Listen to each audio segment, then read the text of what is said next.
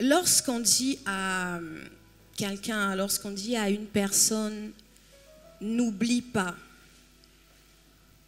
en réalité, ce qu'on cherche à dire à cette personne, c'est souviens-toi, rappelle-toi. Et voyez-vous, il y a des situations dans la vie qui nous font parfois perdre de vue qui nous sommes. Et très souvent, nous pensons que ces situations par lesquelles nous passons définissent qui nous sommes. Mais la particularité avec les saisons, c'est qu'elles ont un début et une fin. Et j'aimerais rappeler à quelqu'un ce matin que ce n'est pas parce que tu es malade aujourd'hui que tu seras malade toute ta vie. Ce n'est pas parce que tu es au chômage aujourd'hui que tu es appelé à être au chômage toute ta vie. Ce n'est pas parce que tu es célibataire aujourd'hui que tu es appelé à rester célibataire. En vérité, ce ne sont que des saisons. C'est un passage. Le texte que nous venons de lire est une parabole que Jésus donnait pour enseigner. Et je pense que dans ces enseignements se cachait un ou plusieurs enseignements. En fait, dans les paraboles qu'il donnait, on pouvait en tirer, ça pouvait contenir, les paraboles pouvaient contenir un ou plusieurs enseignements. Et je crois que l'objectif de Jésus, lorsqu'il parlait en parabole, avait pour objectif d'utiliser des vérités tant bien divines que humaines. Il parlait à la fois pour certainement des choses qui étaient liées au ciel, mais il parlait également pour des choses qui étaient liées à la terre. Amen. Et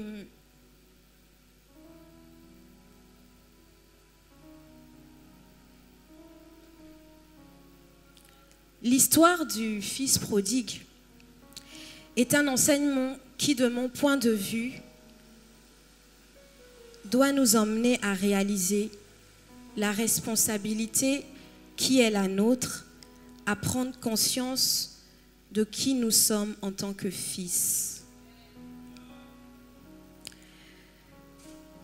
Très souvent, lorsqu'on est jeune, nous sommes en quête d'une certaine indépendance.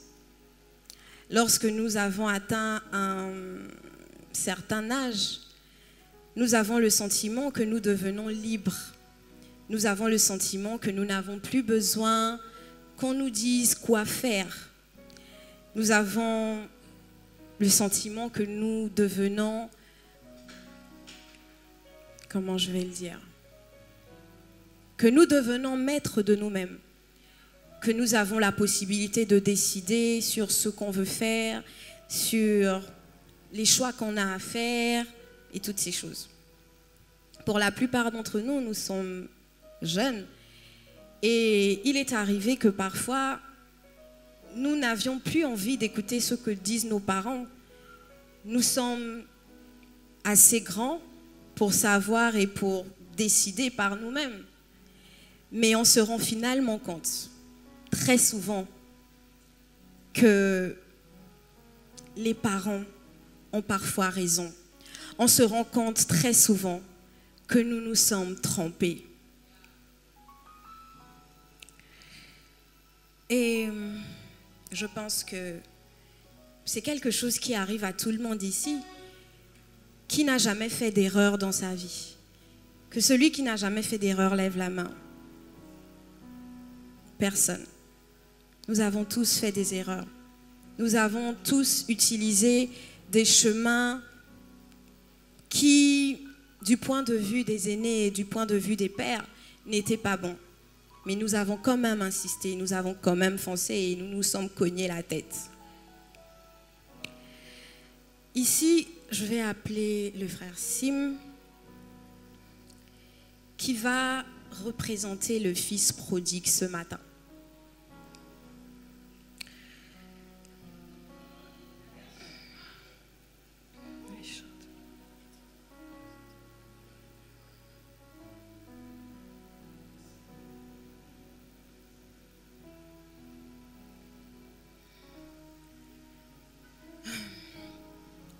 Le fils prodigue, nous ne connaissons pas son identité, si ce n'est que c'était un fils. On ne sait pas comment il s'appelait, on ne sait pas quel âge il avait. On sait simplement que c'était un fils. Et il s'est levé un matin et il a demandé à son père sa part d'héritage. Et nous savons que, en vérité, on ne peut pas avoir part à son héritage. En fait, l'héritage en lui-même, qu'est-ce que c'est? L'héritage, c'est quelque chose qu'on lègue. En fait, l'héritage n'est pas fait pour soi-même. Tu ne peux pas te dire, je me suis fait un héritage. Tu ne peux pas te dire, je vais me laisser cet héritage. En vérité, quand tu as un héritage et quand tu travailles pour l'héritage, c'est parce que tu as le projet de le transmettre. C'est parce que tu as le projet de le donner. Et je me suis demandé, lorsque ce fils a demandé sa part d'héritage à son père, parce que en principe, quand on parle d'héritage, tu reçois ton héritage, généralement, c'est quand ton parent décède. Il a certainement laissé un testament où il doit dire mon fils tel héritera de ça. Normalement, c'est ça. C'est l'héritage. Tu dois le léguer en fait à ton enfant lorsque tu prépares ton héritage pour le jour où tu vas partir. Et ce fils prodigue avait demandé son héritage à son père, bien que son père était encore vivant. Il a dit, Père, donne-moi ma part d'héritage. Et là, merci. Et là, le père lui a donné la part d'héritage. Il lui a donné sa part d'héritage. Et on nous dit par la suite que quelques jours après, le fils prodigue est parti de la maison. Il est parti de la maison et lorsqu'il est parti de la maison, il s'est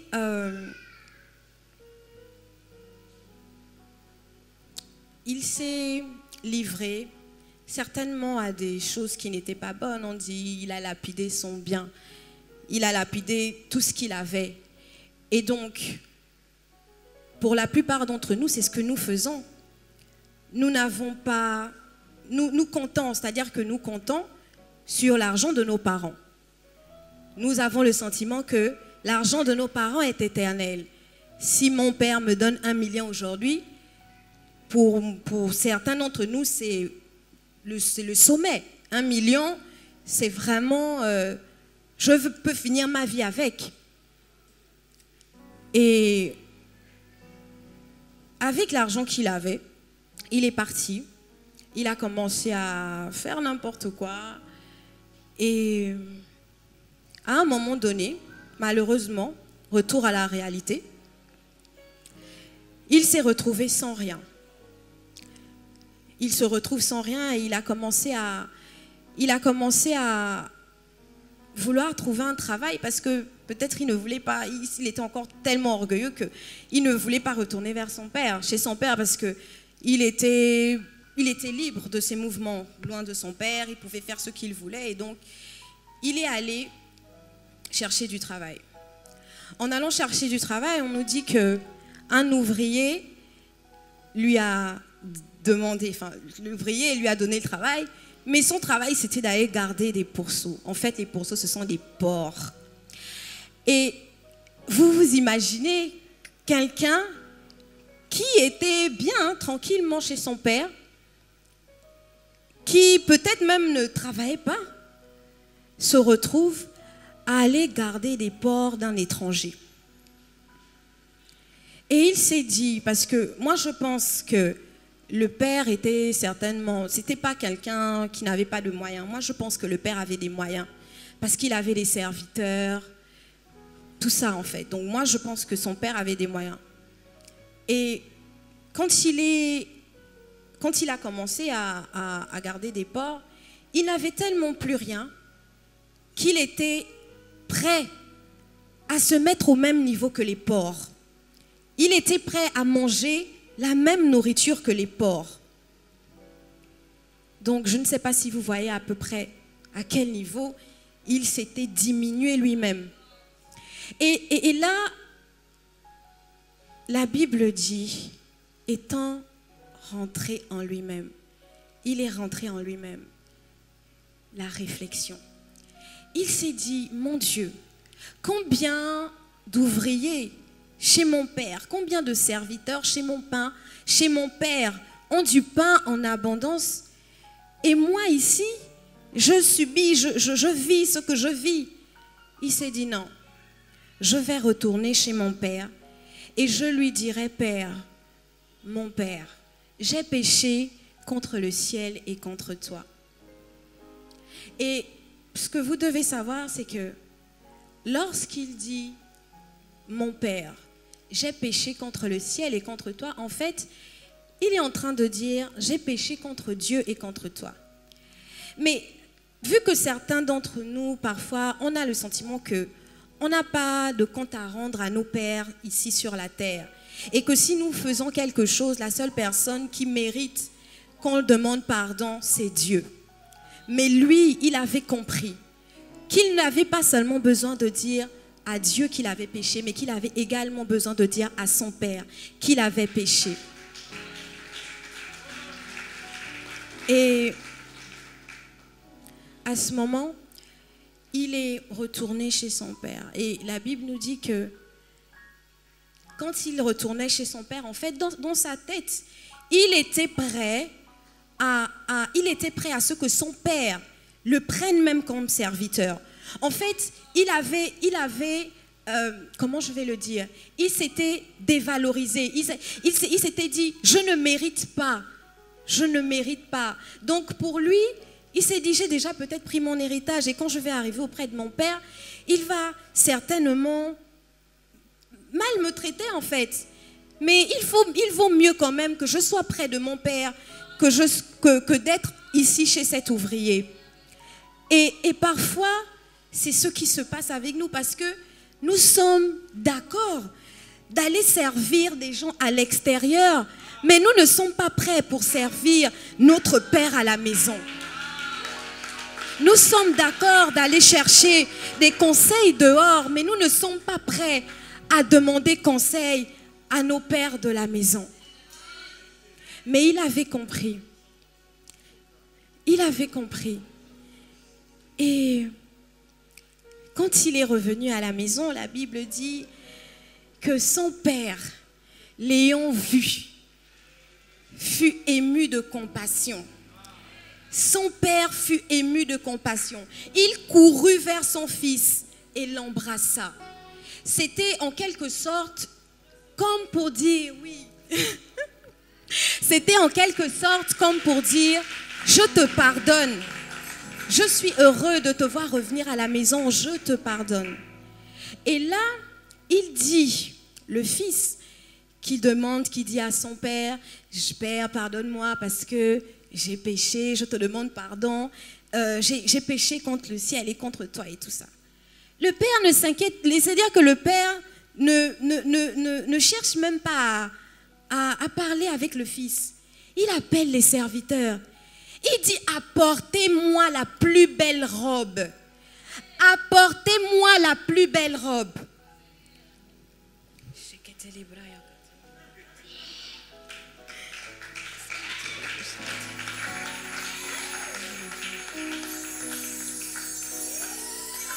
Il dit à ses serviteurs,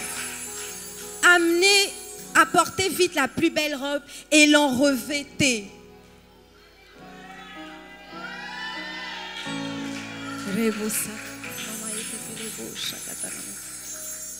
Ensuite, il dit, mettez-lui un anneau au doigt et des souliers aux pieds. Emmenez le veau gras et tuez-les. Bon, on n'a pas le veau gras, donc c'est pas grave. Mais le plus important, c'est le Fils. Amen. Et il dit, car mon fils que voici était mort et il est revenu à la vie. Il était perdu et il est retrouvé. Et ils commencèrent à se réjouir.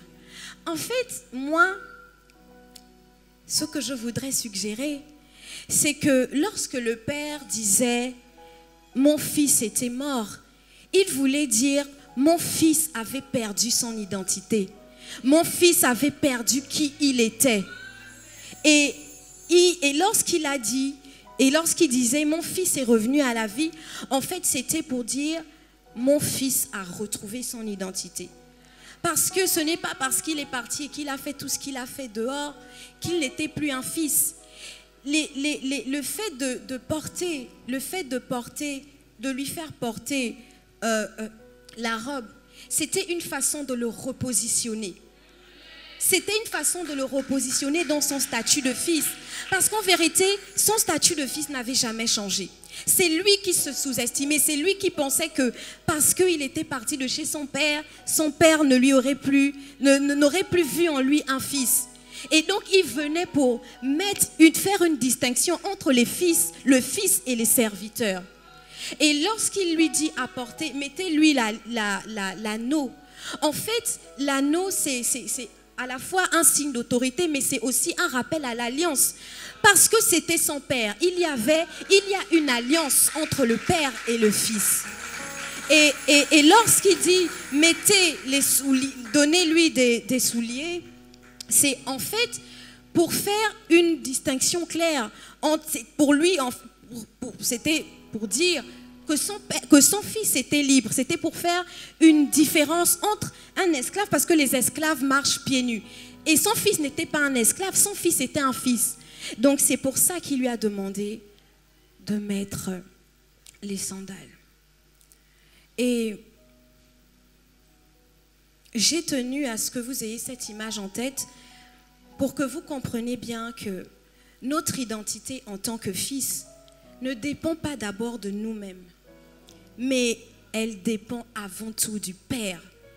Parce que s'il n'y avait pas eu de Père, s'il n'avait pas eu le Père, il n'aurait pas eu ses vêtements. Il n'aurait pas eu quelqu'un pour lui rappeler sa valeur, quelqu'un pour lui rappeler qui il était à l'intérieur de lui. Sa situation ne définissait pas qui il était.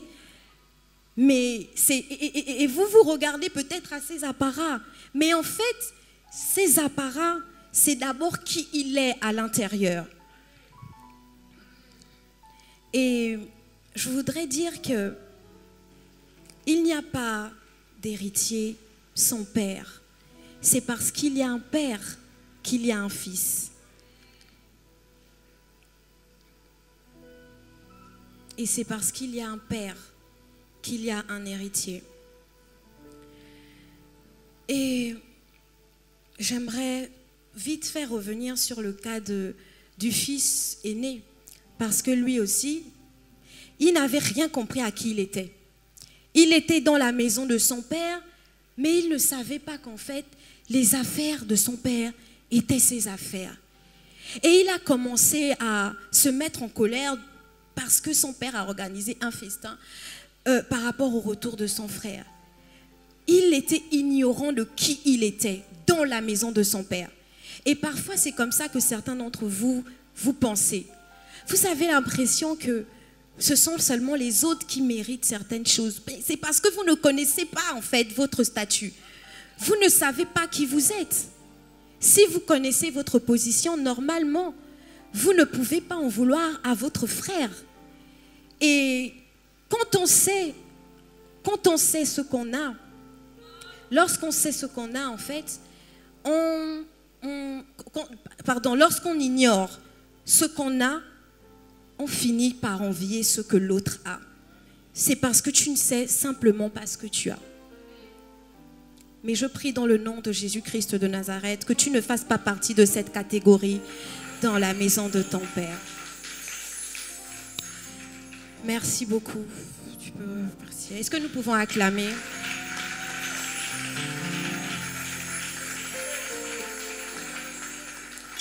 Et vu que nous approchons à la fin, j'aimerais partager un court témoignage de ce par quoi je suis passée en tant que fille de la maison. Je me souviens, il y a quelques années,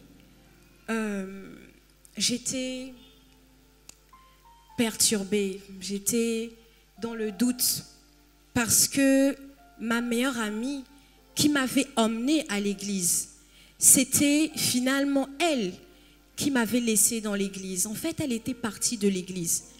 Et nos liens étaient tellement forts que j'étais triste, j'étais mal parce que je me disais, ah, mon amie est partie et elle m'a laissée.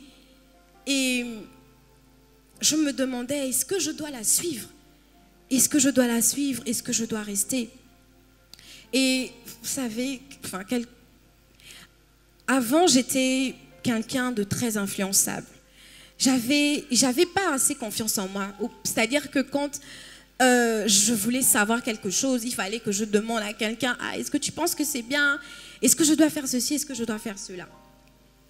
Et lorsqu'elle est partie, j'étais mélangée.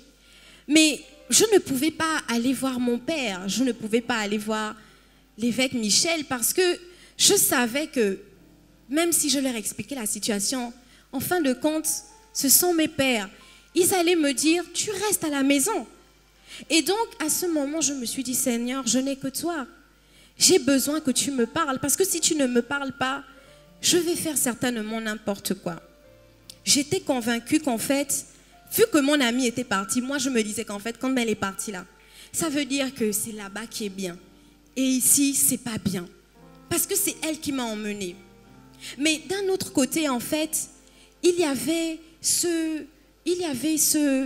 lien que j'avais déjà développé avec mon père, que j'avais déjà développé avec mes autorités, que j'avais développé avec l'Assemblée. Et donc, j'étais embarrassée. Et ce que j'ai fait, j'ai prié. J'ai dit, Seigneur, tu sais que je suis quelqu'un d'influençable. Et en fait, j'ai l'impression que là, je suis juste perdue parce que je ne sais pas si je dois rester à Cyrène ou je ne sais pas si je dois partir. Et j'ai dit, je n'ai pas envie qu'un homme me parle, mais j'ai besoin que toi, tu me parles.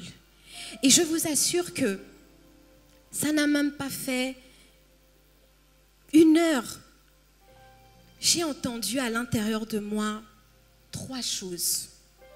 La fidélité, la loyauté et la reconnaissance. Et c'était tellement clair pour moi. C'était tellement clair pour moi que je me suis dit, mon Dieu, mais en fait c'est vrai. En fait c'est vrai. Mais la loyauté, la fidélité et la reconnaissance, c'était envers mon père. C'était envers mes autorités, c'était envers mon assemblée. En fait, moi, je l'ai tout de suite compris. Mais quelqu'un d'autre aurait pu penser qu'il s'agissait de la loyauté, la reconnaissance et la fidélité auprès de son ami. Et donc, ça voudrait dire qu'en fait, je dois suivre mon ami. Mais c'était bel et bien envers mon père. Et là, j'ai dit merci Seigneur parce que tu m'as répondu. Et Dieu m'a parlé de ces 3 choses parce que ça faisait aussi partie de mes valeurs.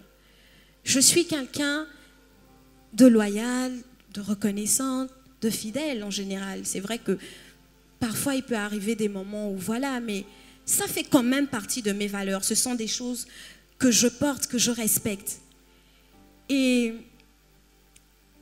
le conseil que moi je pourrais vous donner aujourd'hui, parce que finalement, ce sont ces 3 choses qui ont fait en sorte que je puisse rester plantée dans la maison.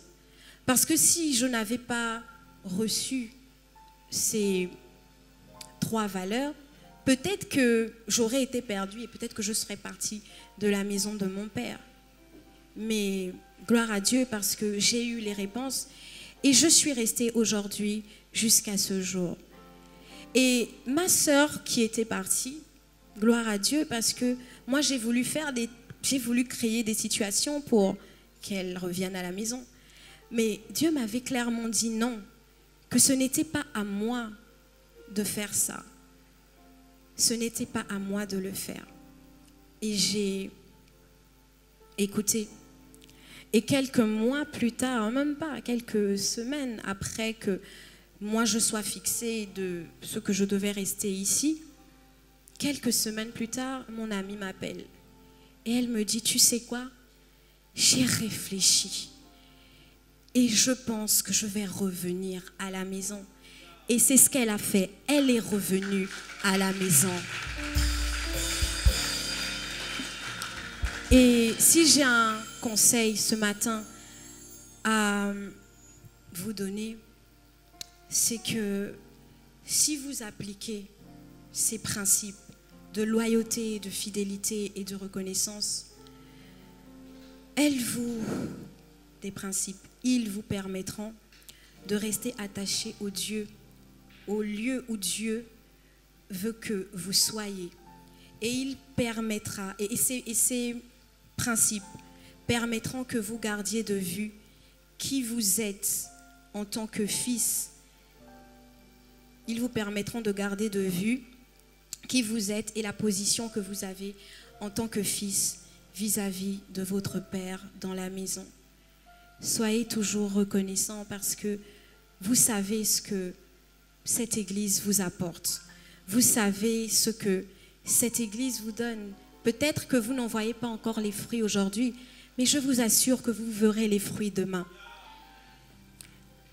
Et c'est ce que je peux dire pour vous ce matin.